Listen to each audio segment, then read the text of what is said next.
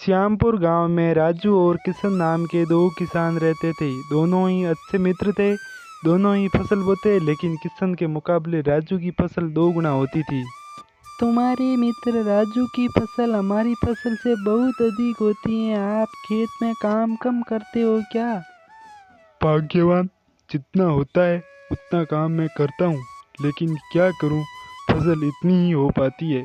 क्यों ना आप अपनी फसल राजू के साथ बुआई करो। लेकिन राजू का खेत हमारे खेत से काफी दूर है। आप राजू से बात तो करो। किशन राजू से मिलने राजू के घर जाता है। आओ मित्र आओ, आज कैसे आना हुआ आपका? राजू, मैंने सोचा क्यों ना हम साथ खेती करें। मेरी भी जमीन 5 एकड़ है और तुम्हारी भी जमीन 5 एकड़ है। हाँ बिल्कुल, क्यों नहीं। राजू, एक समस्या है, मेरी जमीन यहाँ से बहुत दूर है। इसकी चिंता तुम ना करो। पास के जमीन यहाँ के जमींदार बलवंत की है, मेरा मित्र है, और उनको भी आपके पास जमीन लेने की इच्छा है। इससे आप दोनों का फायदा होगा। धन्यवाद धन्यवाद मित्र, धन्यवाद।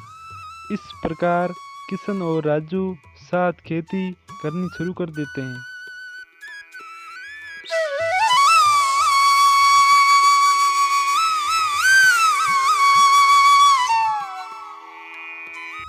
भाई किशन, कल खेत में जुताई करनी है, तुम जल्दी खेत आ जाना।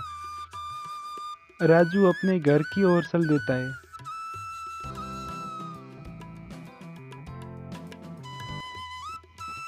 जुताई करना, बुआई करने में काफी मेहनत करनी पड़ेगी। क्यों ना मैं कुछ बहाना बना लेता हूँ। अगले ही दिन किशन राजू के यहाँ जाता है और बोलता है, राजू, मेरे पत्नी के भाई का देहांत हो गया है, मुझे वहाँ जाना पड़ेगा। जुताई तुम कर लोगे ना? हाँ हाँ भाई, क्यों नहीं। इस प्रकार किशन अपनी घर की ओर चल देता है। राजू बहुत ही दयावान और मेहनती था। इस प्रकार किशन पूरी फसल के सीजन में हमेशा कुछ ना कुछ बहाना बना लेता, लेकिन राजू नेक दिल का इंसान था। धीरे धीरे दिन बीतते गए और फसल पकती गई। जैसे ही फसल पक के तैयार हुई, तब भाई किशन, कल फसल साफ कर बोरी में भरनी है, लेकिन मेरे सासा हॉस्पिटल में हैं, तो मुझे वहाँ जाना पड़ेगा। बोरियां लेकर तुम घर चले जाना, क्योंकि मुझे 2 से 4 दिन लग जाएंगे। हाँ हाँ बिल्कुल, क्यों नहीं। तूने साल भर मेरे काम पड़ने पर खेत में काम किया। इस प्रकार किशन सारी बोरियां भरकर अपने घर ले गया। वाह, आपने बहुत अच्छा किया जो बोरियां भरकर अपने घर ले आए।